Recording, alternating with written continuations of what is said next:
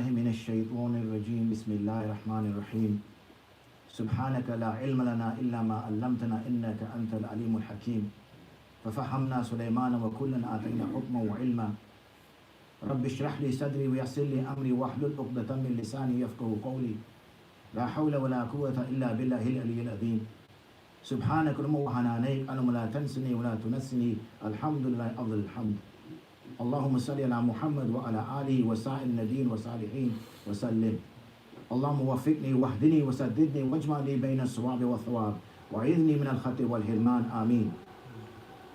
وقال الله تعالى في القرآن المجيد بعد أعوذ بالله من الشيطان الرجيم بسم الله الرحمن الرحيم يا أيها الذين آمنوا قوا أنفسكم وأهليكم نارا وقودها الناس والحجارة وقال رسول الله صلى الله عليه وسلم كلكم راع وكلكم مسؤول عن رعيته أو كما قال صلى الله عليه وسلم.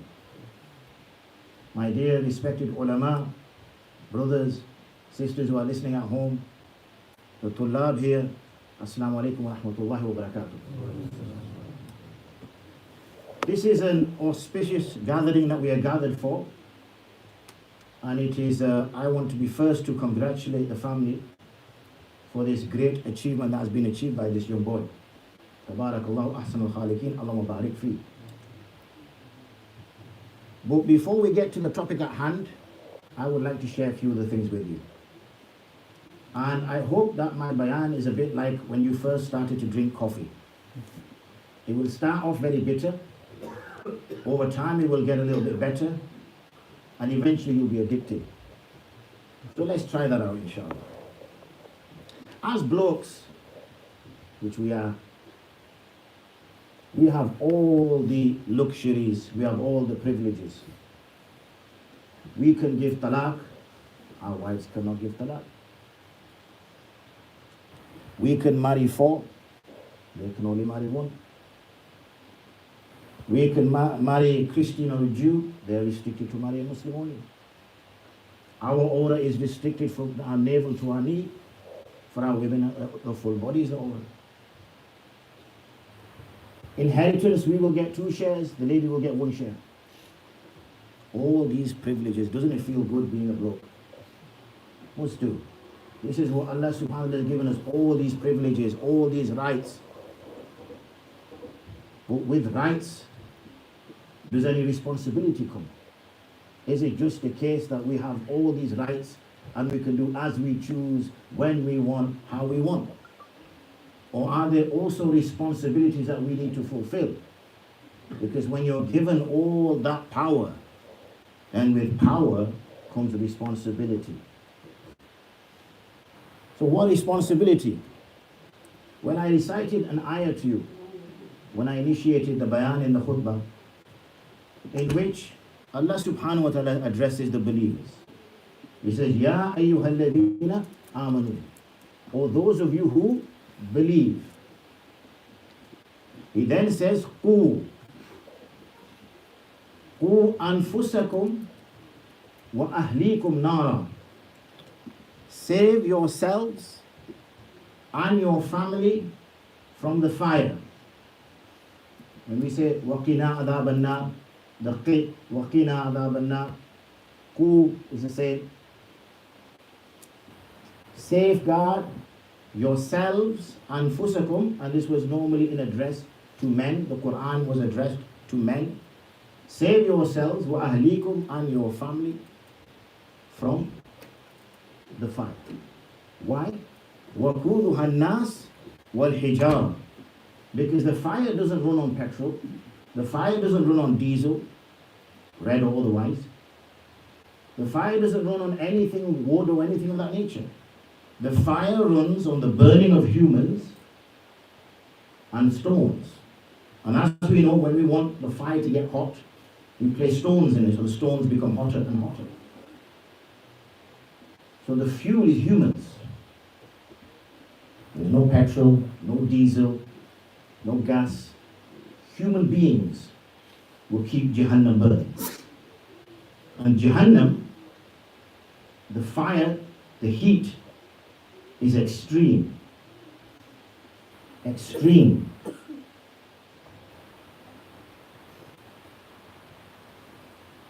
So we have this responsibility.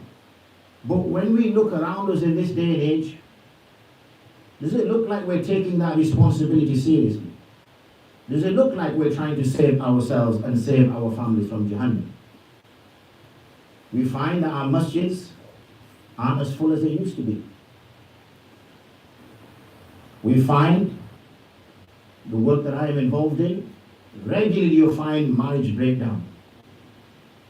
You speak to the sister, she has everything negative to say about her husband, nothing positive. You speak to the husband, he has everything negative to say about her, nothing positive. We suddenly see this huge rise in divorces. Unheard of in generations before. Children, generation, they call it the lost generation. Generations breaking away from their families, from their fathers and mothers. They don't recognize each other, they don't know each other, they can't communicate with each other. I read somewhere that if every single person upon whom zakat was due was to give zakat, we could wipe out poverty within a space of a few years. I'm not talking about Muslim poverty, I'm talking about global poverty. And yet we find more and more the poor increasing, not decreasing. Qurbani was a practice that we all regularly did. I remember back in the day, I used to go with my father to the local shop with the Khabib bins, those big fat Khabib bins. We used to eat a lot of fat back then. Big fat Khabib bins, you'd go and the butcher would chop it up and then you'd bring it home and then we'd share it out throughout Hanover Square. Now, oh brother, are we doing Qurbani? Oh, I'm back home. Are we doing Qurbani or another place? And he said, where did you do Qurbani? Oh, with Ummah Welfare Trust. Oh, mashallah. Where particularly did you do it? Oh, this far out place, I can't remember his name. So what was your selection basis? Well, I looked at it and I kept going down until we came to the lowest number. When I found the lowest number, I said, I need to send mine to Mbappe. Because there must be some serious poverty there. Or was it really because you were buying your Qurbani? Qurbani is not something you buy, Qurbani is something you give. Well, everything now is a transaction. Everything is now worldly focused. It is not focusing on the akhirah, it's focused on how much money am I going to lose. Some will argue that our wives don't listen. We try to do tarbiyah at home, they don't listen. Some will say our children don't listen. We try to do tarbiyah with our children, they don't listen. Is that something that we can be absolved from our responsibility? I narrated a short portion of a hadith in the khutbah as well. Rasulullah sallallahu alaihi wasallam is reported to have said, "Kullukum ra'in wa kullukum mas'ulun an ra'iyatihi." Every single one of you is a ra'in. Ra'in in the original form means a shepherd. In the original form it means a shepherd. If you look at the root letter of the word, it means a shepherd. One who looks after sheep. So if your sheep are going astray and they're going towards a ditch, you say, well, I've tried talking to my sheep, they don't listen to me, so if they fall in the ditch, they fall in the ditch. Or you keep calling them, keep trying, put up a barrier there, put up a fence there. Use whatever means you have capable to stop them falling into the ditch. So everybody is a ra'in, a responsible person, a guardian, one who has responsibilities. وَكُلُّكُمْ مَسْئُولٌ عَنْ رَعِيَّتِهِ. And every single one of you will be asked regarding your responsibilities. Nobody's going to get away. فَالْأَمِيرُ عَلَى النَّاسِ رَاعٍ عَلَيْهِمْ وَهُوَ مَسْئُولٌ عَنْهُمْ. So a person who's been put in responsibility of people, whether he's a boss at work, whether he's the imam of the masjid, whether he's the chair of the masjid committee, whatever role he has in which he has a position of authority over humans, over people. فَالْأَمِيرُ عَلَى النَّاسِ رَاعٍ عَلَيْهِمْ. He's responsible for them. وَهُوَ مَسْئُولٌ عَنْهُمْ. So like we always chase the kursi, we want a position of power. We don't just want to be one of the people, we want to be the player. We want to be the one who makes the decisions. We want to take that role. Well, with that role, it's not just a case of the privileges, like I spoke about earlier, it's also the case of the responsibilities and the questions we will face on the day. That's why you would hear Sahaba saying, I wish I was a blade of grass, I wish I was a leaf in the tree. Why? So that I'm not responsible, so I'm not asked regarding this on the day. وَالرَّجُلُ رَاعٍ عَلَى أَهْلِ بَيْتِهِ وَهُوَ مَسْئُولٌ عَنْهُ. And a man is responsible for the family in his house, and he will be questioned regarding. So like I said, it's great to be a bloke, isn't it? But you will be asked regarding anything that the wife may or may not have done, regarding anything that the children may or may not have done. وَالْمَرْأَةُ رَائِيَةٌ عَلَى بَيْتِ بَعْلِهَا وَوَلَدِهِ وَهِيَ مَسْئُولَةٌ عَنْهُمْ. And a woman is responsible for looking after the house or whatever the husband owns and his children, and she will be asked regarding them. There's no escape.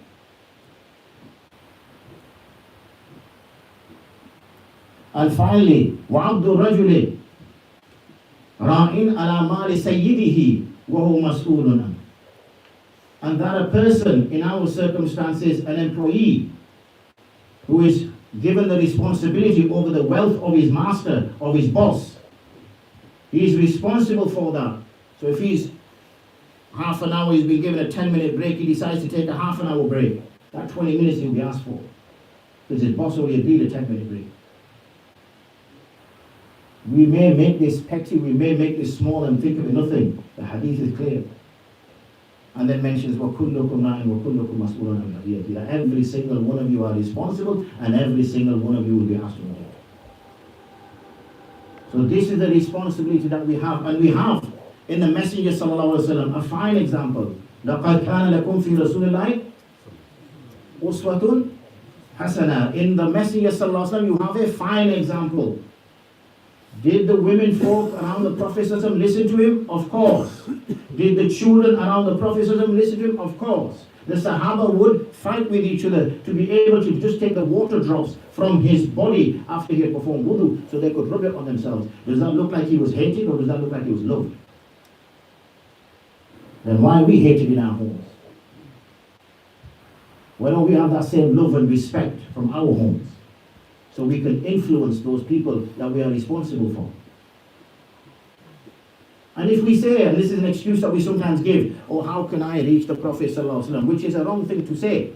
It's a wrong thing to say, because that is going against that very ayat I recited to you. That ayat makes it categorically clear that Allah subhanahu wa ta'ala sent the Prophet ﷺ as a namuna, as an example to be followed. To say that he's not an example, or is beyond he was an example, is to contradict that verse. Well, you may say, well, okay, let's start a little bit lower down. What about the Sahaba radiallahu anhum ajma'in? They were not prophets, they were not ma'soom. Did the prophets look like people, the Sahaba, did they look like people whose families did not listen to them, whose families went against them, whose families renegated against them? Or were they a unit together? Did they take their responsibility seriously? And were they a community? And that's a key word I want to emphasize on. Community. And if you look at the word community, it has the word unity in there. That's something which is lost. Forget our macro scale unit family. Put the units together, it's falling apart. The community is falling apart. Why? Because when the small pieces which make the community is now breaking down and is becoming corrupt, then obviously the community will likewise fall and break. And if we say, well, no, the Sahaba, they're also on a different level, they're this, they're that, fine, okay. We all like to put Ertugrul posts, don't we, on our status, don't we? Put an image up of Ertugrul, if those of you heard of him. And he says something really, brave and bravado, so we put it up. In a way, thinking that we're like him. Did his family obey him, disobey him? Was he loved by his friends, associates? Did they follow him to the earth's end? And fair enough, maybe that's a little bit out of our remit. Khabib normal, just Khabib. As soon as Khabib wins, then we're all Khabib, aren't we? Yeah, before you open a pause, Alhamdulillah, Alhamdulillah, we're all Khabib. Have you heard how Khabib speaks about his wife? Have you heard how Khabib speaks about his parents? Have you heard how Khabib speaks about his people? Don't just be Khabib just so that you look at him and he beats a few people so you think you want to be him. Look at his character. When you look at his character, then you may be him. He has his head down when he's addressing his father. He is a world champion. You really think he can't defeat his father? And he has his head down when he's addressing his father. When he speaks of his wife, when he speaks of his children, when he speaks of his tradition. We all heard or watched the fight that he had against McGregor. The one issue he had is, you disrespected my father, you disrespected my people, you disrespected my religion. Now we might have a little bit of bravado, but if we can't even get over Fajr, if we can't even make those sacrifices, then we've got no chance of stepping in an octagon or a heptagon or any other shape for that matter and defeating our enemy. What is it all about? Is it all about failing the questioning? Is it all about failing the questioning? Is it all about failing the punishment? Or is there something else we can do? Hopefully by now we've gone past the coffee being really difficult to taste and we're slowly moving towards addiction. If not, then clearly this doesn't work. But can we do something positive? Because we can make a change and do something positive and then reap the rewards after. Rasulullah sallallahu alayhi wa sallam said, خَيْرُ مَا يُخَلِّفُ الرَّجُلُ مِنْ بَعْدِهِ ثَلَاثٍ. Khayru, the best that a man can leave behind him are three things. Three things. وَلَدٌ صَالِحٌ يَدْعُو لَهُ. A pious child that prays for him. And that brings us to the topic at hand. Today we are gathered to listen to Muhammad Saifullah Khan, Hafiz Muhammad Saifullah Khan, to recite the last few surahs to his ustad, to be complete as Hafiz of Quran. And it was only a month ago that his father was amongst us, and his father has gone. But his father will not be forgotten. Why? Because he raised a pious child. He raised a pious child.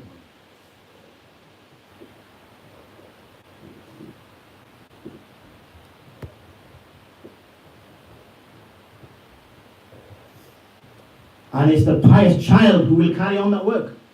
So this young boy, as Monasa mentioned before, night and day, whilst the rest of us were occupying, we all lived the last 2-3 years. We all lived it, last 4 years. Can you remember anything of significance that you did in the last 3-4 years? We will struggle. We will struggle to remember anything of significance, of real significance. What did I do really well? What did I do that pleased the person that I love and hold dearly? What did I do that pleased Allah? What did I do that the Prophet will be happy to see me? What did I do?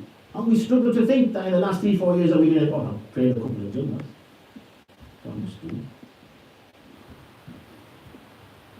And this young boy was memorizing the Quran.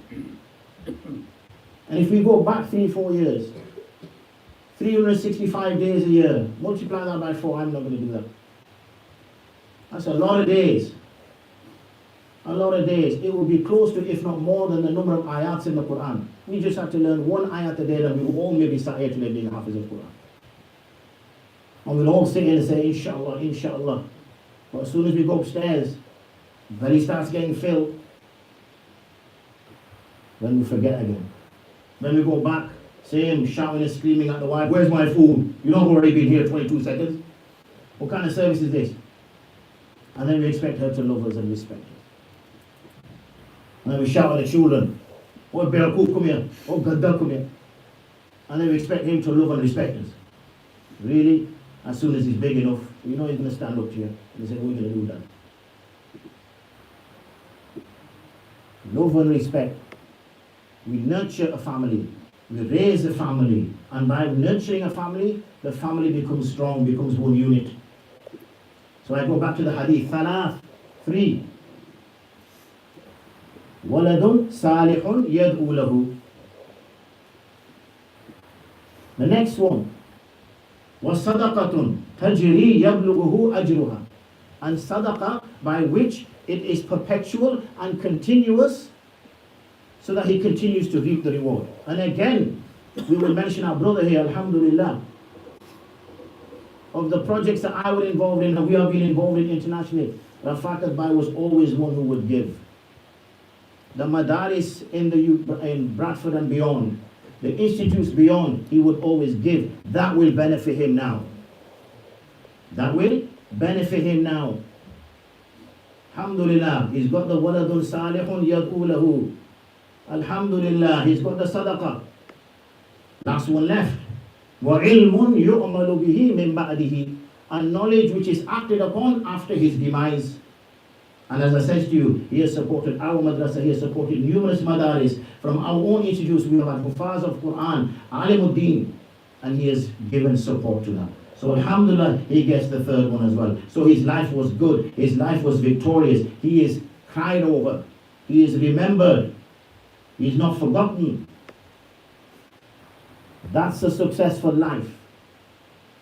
His families lost the love they had for him. You will see.